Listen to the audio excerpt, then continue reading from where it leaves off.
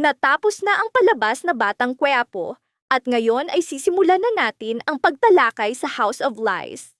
Para sa mga nais manood, huwag kalimutang mag-subscribe sa aming series, Explained PH Channel, at patuloy na suportahan kami. Maraming salamat! Sa kabanatang ito, mas lalong lumalim ang sapot ng pagtataksil at kasinungalingan sa pamilyang Torre Campo. Hindi na napigilan ni Marge ang kanyang nag-aalab na galit, patuloy na naaalala kung paanong niloko siya ni Paulo. Sa lahat ng sakripisyong ginawa niya para sa pamilya, hindi niya inakalang ang pinakamalalapit sa kanya ang siyang magdudulot ng pinakamalalim na sugat. Lalong bumigat ang kanyang damdamin nang matuklasan niyang si Edward man ay walang kaalam-alam sa matagal ng lihim na relasyon ni na Paulo at Thea. Ngunit ang pinakamatinding katotohanan, alam na ni Paulo na ang dinadala ni Thea ay anak niya. Gumuho ang mundo ni Edward sa revelasyong ito. Natuklasan niyang hindi tunay na anak niya si Ashley. Lumapit si Ashley upang yakapin siya, ngunit sa tindi ng sakit at galit, hindi niya ito matanggap. Mas masahol pa, matagal nang alam ni Ashley ang katotohanan ngunit itinago niya.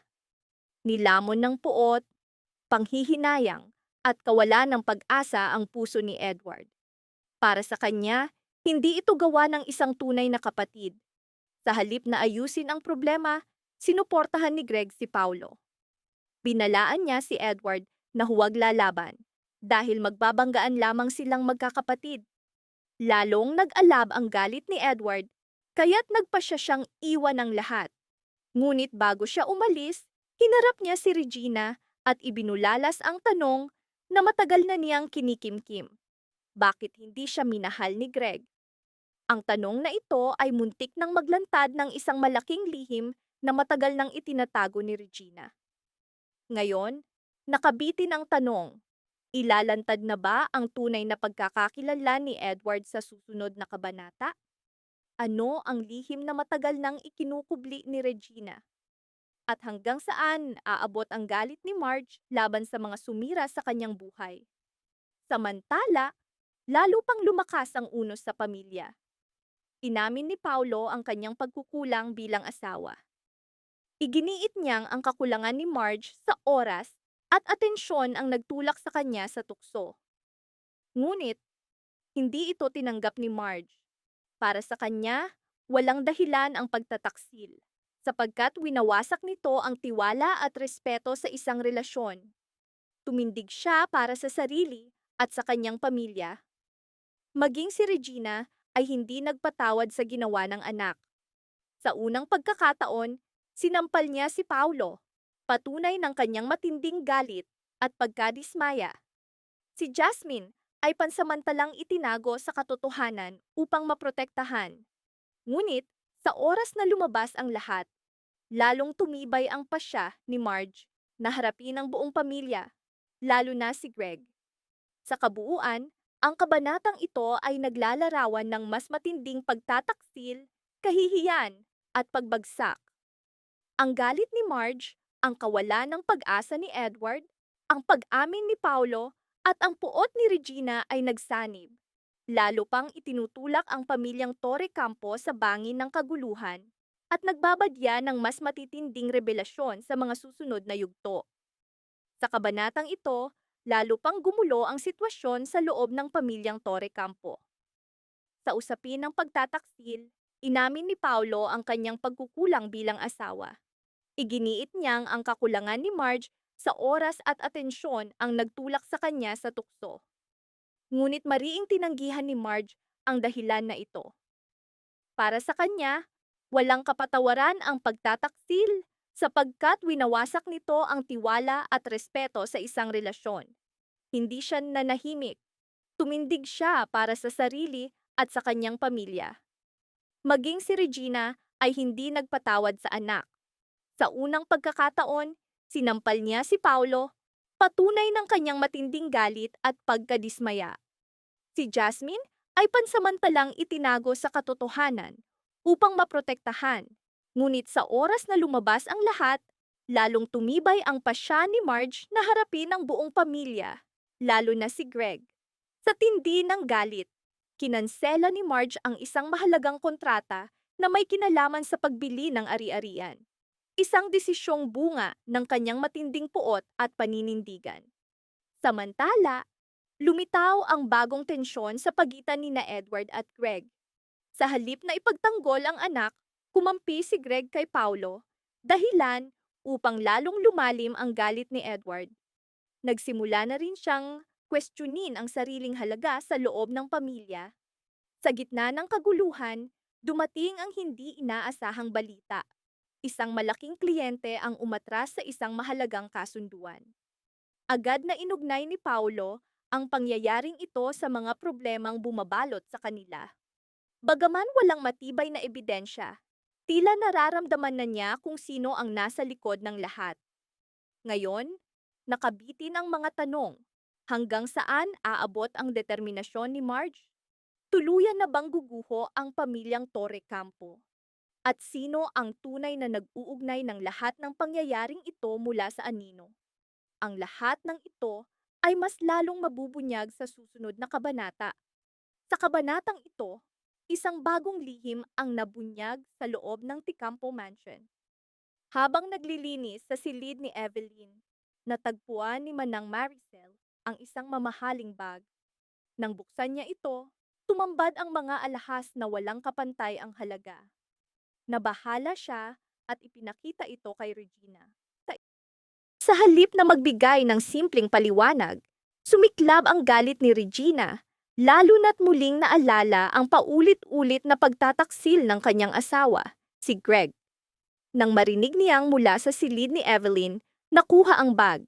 Agad niyang pinagsama-sama ang mga piraso ng katotohanan.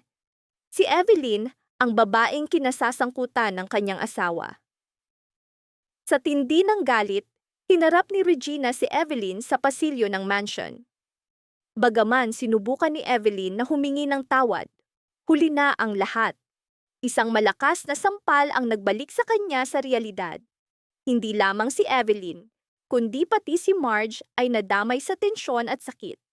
Wala silang nagawa kundi manahimik, habang ang kanilang mga hikbi ay umalingaw-ngaw sa buong bahay. Dumating sina Edward at Paulo upang pigilan ang kaguluhan, ngunit huli na. Kumalat na ang iskandalo ng pamilya. Samantala, sinisi ni Paulo ang kanyang asawa, si Marge, dahil hindi ito nagsalita ng mas maaga. Ngunit tinanong ni Marge kung bakit ipinagtatanggol ni Paulo ang kanyang ama. Ipinaliwanag ni Paulo na hindi niya dinidepensahan ang mali ni Greg. Ngunit, ang sakit niya ay hindi siya nabigyan ng pagkakataong pigilan ang lahat bago pa lumala. Napatahimik si Marge. Pagkatapos, binalaan ni Regina ang anak na huwag kailanman maging katulad ng kanyang ama. Ang mga salitang ito ay nagpagising kay Paulo. Kinagabihan, tinapos niya ang kanyang lihim na relasyon kay Thea. Ngunit hindi nila alam na nakita sila ni Jobert at higit pa, na itala niya sa video ang kanilang pagkikita. Ngayon, hawak ni Jobert ang ebidensyang maaaring sumira sa lahat. Para kina Paulo at Thea, wala nang ligtas na daan. Isang video lamang ang maaaring magwasak ng kanilang buong mundo. At ngayon, nakabitin ang tanong, ano ang mangyayari kapag lumabas ang video na ito? Ilan pang lihim ang mabubunyag sa loob ng pamilya? Ang lahat ng ito ay masisilayan sa susunod na kabanata. Sa kabanatang ito, isang desisyon ang tuluyang gumiba sa lahat. Pinili ni Paulo ang panandaliang aliw at tinalikuran ang respeto para sa kanyang asawa. Si Marge, palihim niyang itinaguyod ang relasyon kay Thea kahit alam nilang kapahamakan ang kahihinatnan. Ngunit walang lihim na panghabang buhay.